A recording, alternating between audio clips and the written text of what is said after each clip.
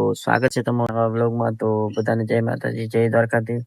તો મિત્રો આપણે જાગીને રેડી થઈ ગયા છીએ મિત્રો, ને તમે જોઈ શકો છો મિત્રો વાતાવરણ કંઈક આવું છે વરસાદનું મસ્ત મજાનું. જાય છે વાડીએ ત્યાં સવારીઓ.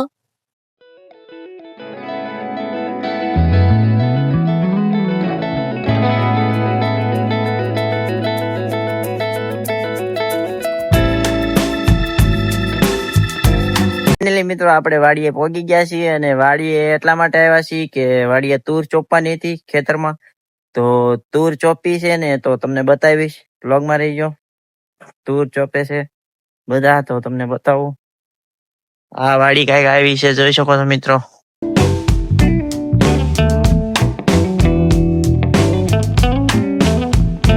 જેવો આ બધા કઈક ચોપે છે, બકાલું તૂર ચોપે છે.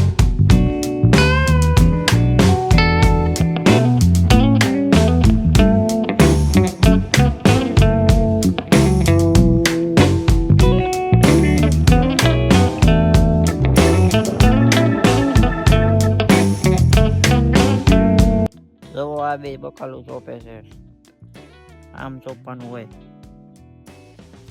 એક એક. કાળું તું શું ચોપે છો? ખરખો ચોપ જે ઉગે હો.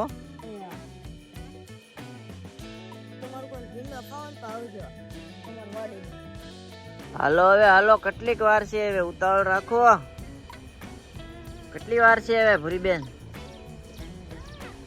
કેટલી વાર છે હવે? હાલો હાલો જલ્દી ઉતાવળ રાખો, વરસાદ આવી જાય.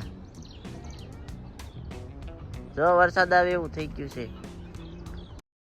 ફાઇનલી મિત્રો ચોપી દીધી છે તુર, બકાલું થોડુંક ચોપી દીધું છે અને જાય છે ઘરે. બધા એવા છે બકાલું ચોપી, ન બધા જાય છે. આનું ફૂલ છે, શેનું છે? શું કેવાય ફૂલ? ફૂલનું નામ શું ખબર છે? તમને ખબર હોય તો કોમેન્ટ કરી દેજો મિત્રો, આ ફૂલનું નામ શું છે, બરોબર? અને વિડીયો ગમે તો લાઈક કરી દેજો અને સબસ્ક્રાઇબ કરી નાખજો. ચાલો તો જઈએ ઘરે.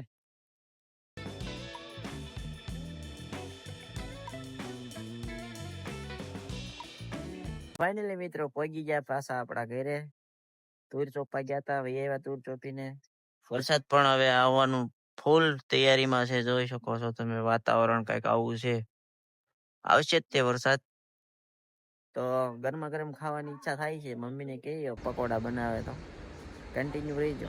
આવી ગયો પછી તો ફૂલ વરસાદ આવી ગયો અને ગરમા ગરમ પકોડા બનાવે છે, તો તમને બતાવું.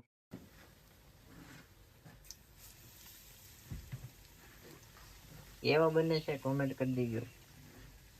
બની ગયા આપણા મસ્ત મજાના પકોડા અને સમોસા. તો ચાલો ખાઈ લઈએ હવે. તો આજનો બ્લોગ એટલો જ બસ. તો મળીએ એક નવા વિડીયોમાં. ગમે તો લાઈક કરી દેજો, શેર કરી દેજો ને સબસ્ક્રાઈબ પણ કરી નાખજો. તો બધાને જય માતાજી, જય દ્વારકાધીશ, બાય બાય.